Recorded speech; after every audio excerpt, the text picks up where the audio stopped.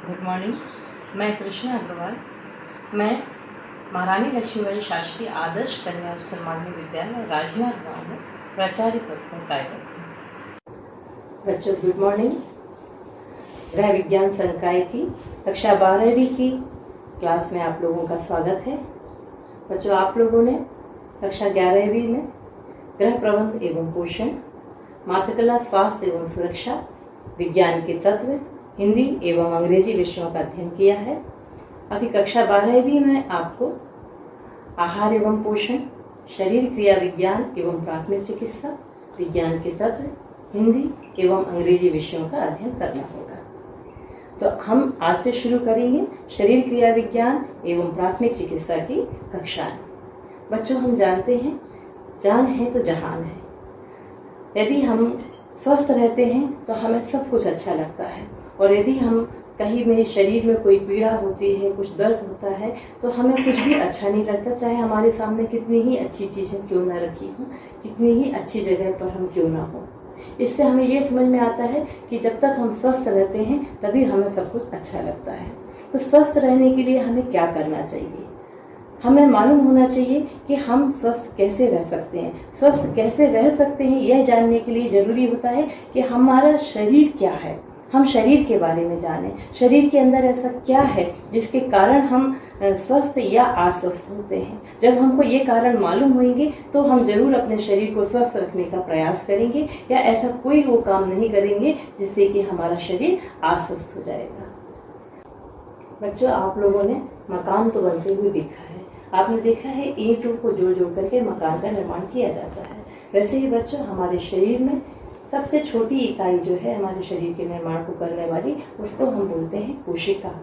कोशिका सबसे सूक्ष्मतम इकाई है, जिसमें एक जीवन को जीने के लिए जितने कार्यों को संपादित करना होता है उसमें वो सारी क्षमताएं उपस्थित होती है। बहुत सारी कोशिकाएं मिलकर के ऊतकों का निर्माण करती हैं, और ऊतक मिलकर के मांसपेशियों का निर्माण करते हैं, और ये मांसपेशियां मिलकर के अंगों का निर्माण करती हैं। जब बहुत सारे अंग जो कि एक ही तरह के कार्य करते हैं वो मिलकर के एक तंत्र का निर्माण करते हैं। ऐसे ही कई तंत्र हमारे शरीर में उपस्थित हैं, कई संस्थान उपस्थित हैं जिनके द्वारा विभिन्न प्रकार के कार्यों को संपन्न किया जाता है। इन तंत्रों के बारे में बच्चों आज हम प्रारंभिक जानकारी आपको देंगे। इसके बाद हम नेक्स्ट कक्षा में देखेंगे हर एक तंत्र के डिटेल के बारे में। ये ऐसे हमारे शरीर में 11 तंत्र होते हैं। अगर हम पहला देखना चाहते हैं अस्थि तंत्र। अस्थि तंत्र जो आप हमारे शरीर में देख रहे हैं कि एक आपने देखा होगा कहीं पर चित्र वगैरह में अस्थि का ढांचा जो हमारे शरीर के अंदर उपस्थित होता है। हमारे शरीर के अंदर 206 अस्थियां होती हैं। इन हड्डियों के कारण हमारे शरीर का एक शेप आता है, शरीर के अंदर के अंग सुरक्षित रहते हैं, और हमारे शरीर में मूवमेंट होता है। हमारी इन अस्थियों के बीच में संधियां बनती हैं। इन संधि के कारण हमारा शरीर मूवमेंट करता है। दूसरा हम देखते हैं पेशी तंत्र। पेशी तंत्र जो भी मांसल भाग हमारे शरीर के अंदर जो भी आपको दिखता है वो पेशी तंत्र के अंतर्गत आता है। ये पेशियां का एक गुण होता है आकुंचन और प्रसरण। इस आकुंचन और प्रसरण के कारण ये अस्थियां को हिलाने में मदद करती हैं। ये पेशियों के छोर अस्थियों के साथ बंधे हुए रहते हैं, और इन पेशियों के आकुंचन प्रसरण के कारण हड्डियां हिल पाती हैं और हमारे शरीर का मूवमेंट हो पाता है। फिर हम देखते हैं पाचन तंत्र। हमारे शरीर के अंदर मुख से चालू होकर के गुदाद्वार तक समाप्त होने वाली एक पोली नलिका होती है, जिसके अंदर हमारे द्वारा लिए जाने वाला जो आहार होता है उसका पाचन होता है, उसका अवशोषण होता है, और जो बिना अवशोषित पदार्थ बचता है वो गुदाद्वार के द्वारा मल के रूप में शरीर के बाहर निकाल दिया जाता है। यह पोली नलिका मुख से चालू होती है। आहार नलिका, आमाशय, छोटी आंत, बड़ी आंत और फिर गुदद्वार पर जाकर के समाप्त होती है। हम जो भोजन ग्रहण करते हैं वो अविलेय होता है, उसको विलेय रूप में परिवर्तित करके अवशोषित योग्य बनाना और फिर उसको अवशोषित करना, रक्त में अवशोषित करना, ये इस पाचन तंत्र का कार्य होता है। इसके पश्चात हम देखते हैं रक्ताभिसरण तंत्र, जिसको इंग्लिश में सर्कुलेटरी सिस्टम बोलते हैं। बच्चों हमारे शरीर में रक्त वाहिनियों का एक जाल सा बना हुआ है। उस पूरे जाल में हमारे शरीर में शुद्ध और अशुद्ध रक्त का संचरण होता रहता है। हृदय, धमनी, शिरा और केशिकाओं से मिलकर के यह तंत्र तैयार होता है और इन पूरे शरीर में इसका कार्य होता है पोषक तत्वों को सारी कोशिकाओं तक पहुंचाना, ऑक्सीजन को पहुंचाना, ताकि वहां पर चयापचय की क्रिया हो सके। और चयापचय की क्रिया के पश्चात जो वहां पर निरुपयोगी पदार्थ तैयार होते हैं, जो कि यदि शरीर में रह जाए तो वो विषैला प्रभाव दिखाते हैं। उन विषैली निरुपयोगी पदार्थों को ये रक्त वाहिकाएं जो होती हैं अपने में अवशोषित करती हैं और फिर शरीर के उत्सर्ज्य अंगों तक पहुंचा करके उनको शरीर के बाहर निकालती हैं। उसके आगे हम देखते हैं 5वां आता है श्वसन तंत्र। श्वसन तंत्र यानी कि श्वास लेना और श्वास छोड़ना, ये जो क्रिया होती है इस तंत्र के माध्यम से जो अंग इस तंत्र में उपस्थित होते हैं उन अंगों के माध्यम से ये कार्य संपन्न होता है। बच्चों, हम जानते हैं कि भोजन हमारे लिए आवश्यक है, लेकिन फिर भी हम भोजन के बगैर कुछ दिन रह सकते हैं, परंतु ऑक्सीजन के बगैर हम नहीं रह सकते हैं। तो ऑक्सीजन को लेना और शरीर में उपस्थित निरुपयोगी वायु कार्बन डाइऑक्साइड को शरीर के बाहर निकालने का कार्य श्वसन तंत्र के अंतर्गत होता है और श्वासोच्छ्वास की क्रिया के माध्यम से ये कार्य संपन्न होता है। इसमें हमारे शरीर के जो अंग हैं नासिका से प्रारंभ होते हैं, फेफड़े तक जाते हैं।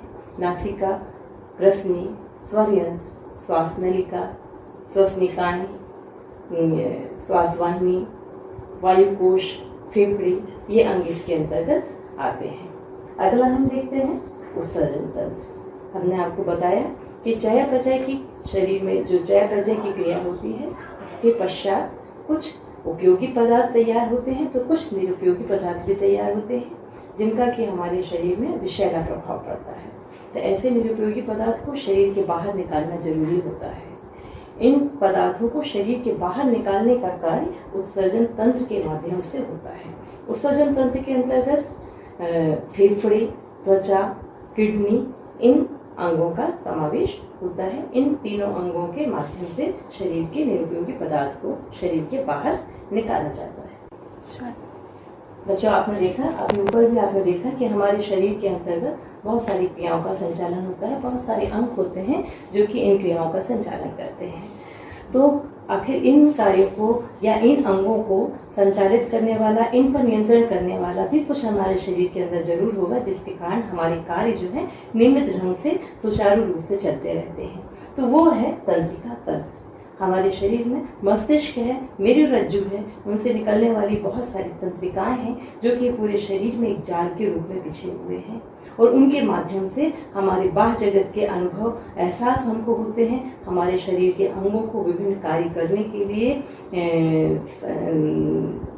आदेश दिया जाता है और उन पर नियंत्रण करने के लिए इन तंत्रिका तंत्र का पूरा उसके ऊपर कंट्रोल रहता है। अगला हम देखते हैं विशिष्ट ज्ञानेंद्रियां। बाह्य जगत का अनुभव आखिर हमें कैसे होता है। हमारे शरीर में 5 ज्ञानेंद्रियां होती हैं जिसके द्वारा हमको बाह्य जगत का ज्ञान होता है। आँख, नाक, कान, जिह्वा और त्वचा। इनके माध्यम से हमें बाहर से आने वाली संवेदनाएं ये ग्रहण करते हैं और इन संवेदनाओं को प्रेरणा के रूप में ये मस्तिष्क तक ले जाते हैं, उनके विशिष्ट केंद्र तक ले जाते हैं। उस विशिष्ट केंद्र में इन संवेदनाओं का विभाजन होता है और उसके आधार पर हमको वो संवेदना का एहसास होता है। इस प्रकार से बाह्य जगत को समझने में हमारा शरीर हमको सहायक होता है। वंश विस्तार के लिए हमारे शरीर में चाहे स्त्री हो या पुरुष, दोनों में ही प्रजनन अंग उपस्थित होते हैं। स्त्रियों में गर्भाशय, रजयपिंड, रजुल, वाहिका इत्यादि और पुरुषों में वृषण, अधिवृषण, शुक्राशय इत्यादि अंग उपस्थित होते हैं जिनके माध्यम से प्रजनन की क्रिया संपन्न होती है। नेक्स्ट हम देखते हैं लसिका तंत्र। बच्चों, आप लोगों ने रक्त वाहिकाओं के बारे में भी मैंने रक्ताभिसरण तंत्र के अंतर्गत जानकारी जो दी है, उसका जो जाल, रक्त वाहिनियों का जाल हमारे शरीर में फैला हुआ रहता है। तो इन रक्त वाहिनियों से जब ये केशिकाओं के रूप में आती हैं तो केशिकाओं की भित्ति इतनी पतली होती है कि उनमें से प्लाज्मा का कुछ अंश ऊतकों के चारों तरफ छन जाता है और इन छने हुए पदार्थ को अवशोषित करने वाली नलिकाओं को लसिका वाहिनी बोलते हैं। ये बहुत ही पतली भित्ति वाली एक वाहिकाओं का जाल होता है जो कि पूरे शरीर में होता है और प्लाज्मा के इस छने हुए भाग को जो कि ऊतक के चारों तरफ पड़ा हुआ है उसको ये अवशोषित कर लेती हैं और फिर ये इनका कोई रंग नहीं होता है और ये फिर एक आपस में मिल करके एक बड़ी लसवाहिका बनाती हैं और ये फिर जाकर के बड़ी शिरा में हृदय के पास जाकर के उस शिरा में मिल जाती हैं। इस तरह से ये रक्त में वापस से ये जो प्लाज्मा का अंश है ये लसिका वाहिनी के माध्यम से वापस से रक्त में मिल जाता है।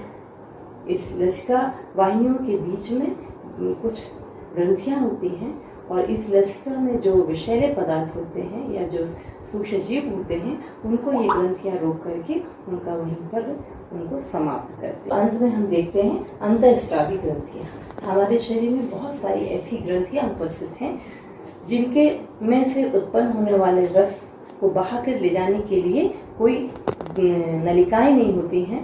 वो रक्त के माध्यम से एक अंग से दूसरे अंग पर पहुंचाई जाती हैं और इन अंतःस्रावी ग्रंथियों का कार्य हमारे शरीर में बहुत ही महत्वपूर्ण होता है। चयापचय संबंधी कार्य, वृद्धि संबंधी कार्य इन्हीं के माध्यम से और नियंत्रण संबंधी कार्य भी इन्हीं के माध्यम से संपन्न होते हैं। ये ग्रंथियां जो कि पीयूष ग्रंथि के मस्तिष्क में है, थायराइड ग्रंथि यहाँ गले के पास होती है, इसी प्रकार से पैनक्रियास ग्लैंड होती है, एड्रिनल ग्लैंड होती है और प्रजनन अंगों में भी ग्रंथियां उपस्थित होती हैं। तो हम देखते हैं कि इन ग्रंथियों का उपयोग भी हमारे शरीर में अति महत्वपूर्ण है, जबकि इनके रस को बहा कर ले जाने वाली कोई नलिका नहीं होने के कारण ये रक्तवाहिनियों के माध्यम से अवशोषित होकर के अपने निर्दिष्ट अंग तक जहाँ उनका कार्य संपन्न होना है वहाँ पर पहुँचाई जाती है। तो बच्चों, आज अपन ने देखा कि हमारे शरीर में कितने तंत्र होते हैं, उन तंत्र में कौन से अंग हैं और उन अंगों के द्वारा कौन से कार्य संपन्न किए जाते हैं। तो मैं आपको ये बताना चाहूँगी यहाँ पर कि जो जीवन जहाँ से प्रारंभ होता है कि एक फर्टिलाइज ओवम जो होता है, इसके बारे में आप और डिटेल में बाद में पढ़ोगे।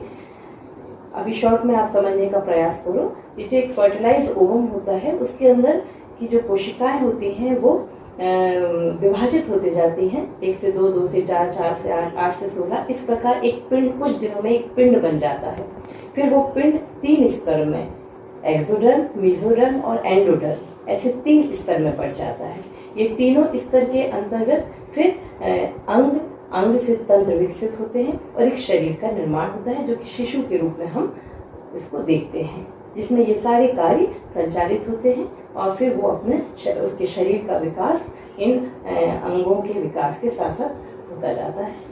आज के लिए इतना काफी है। नेक्स्ट क्लास में हम एक एक तंत्र के बारे में विस्तृत से पढ़ेंगे। धन्यवाद।